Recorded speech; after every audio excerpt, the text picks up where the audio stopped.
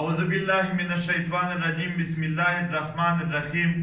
محترمو اوریدونکو، په 29 تاریخ د اتوار په ورځ 2020 د مارچ میاشت کې په کویټه کښې جنوبي پښتونخوا ښار کویټه کښې د پښتون ژغورنې غورځنګ جلسه ده.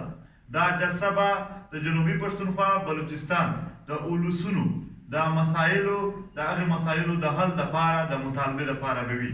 په دې کې به د ارمان لوڼي د کیس په حواله سره یو لوی غږ پورته کېږي.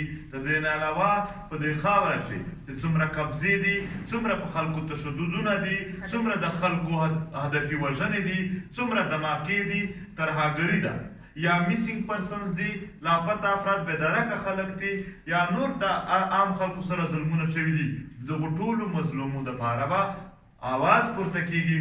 ټول مظلوم ولسونو ته، ټولو ولسونو ته د بلوچستان د جنوبي پښتونخوا هغه که پښتانه دي، په سپیشل توګه پښتانه خو بیا خپله کوي، خو بلوچ هزاره ته هم په دې کښې دعوت دی چې دلته د مظلومو ولسونو د محکومو ولسونو یو لویه جلسه وي او ریاستي واکدارانو ته دا پیغام وي چې موږ کله هم دلته په دې ظلم باندې خاموش تماشایي نه جوړېږو نه یو.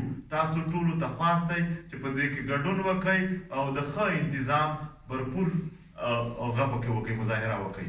ډېره مننه. خدای مو آباد لره. یو ځل بیا 29 مارچ 2020 د اتوار ورځ، صادق شهید ګراوند کویټه. مننه.